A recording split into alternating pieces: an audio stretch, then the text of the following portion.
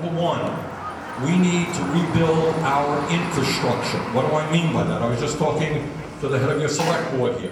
In Island Pond, all over the state of Vermont, and Saluzzi knows about this a lot, all over America, we are suffering a major infrastructural crisis. What does that mean? It means our roads are crumbling, our bridges are crumbling, our water systems are in many cases antiquated, wastewater plants need work, railroads in terrible shape. We're the only major country out there that doesn't have high-speed rail.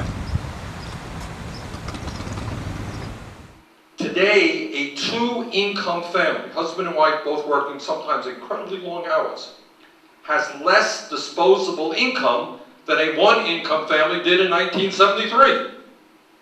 So the question that we all have got to think about, and as a nation we don't, what's happened? Why is that? How come people are working incredibly long hours? How come we have radically increased productivity, and yet middle class continues to shrink? Millions of people work longer hours for lower wages.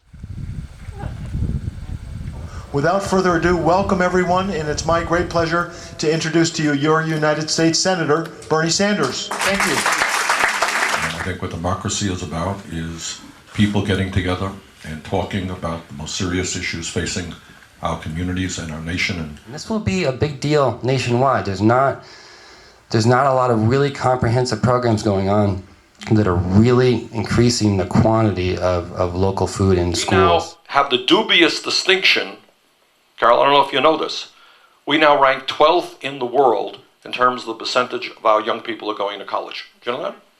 We used to be number one. What the Republicans have been able to do is create a mythology out there that millions of people are affected.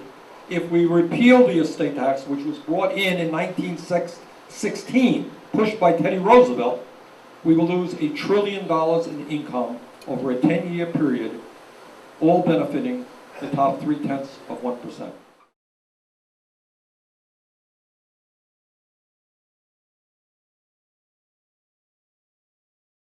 I think the senator is doing a really great job. He's got a lot of amazing plans in the works, but I also think that the plans that he's got are going to get a lot of pushback. We were able to bring in many millions of dollars into the state for schools, for buildings. We're going to move to solar. You're going to see more wind, geothermal, biomass. We've got 45 schools in the state that are heating with biomass. We are making some progress. Much more has to be done.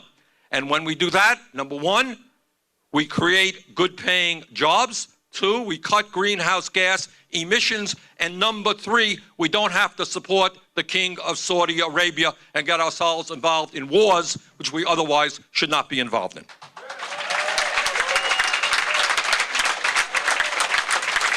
And I think as you heard tonight, a lot of the issues center on the economy. A lot of people are hurting. A lot of people know other people who are hurting even worse. And I think there is just almost unanimous agreement that we have got to be as aggressive as we can in creating millions of new jobs in this country and putting people back to work.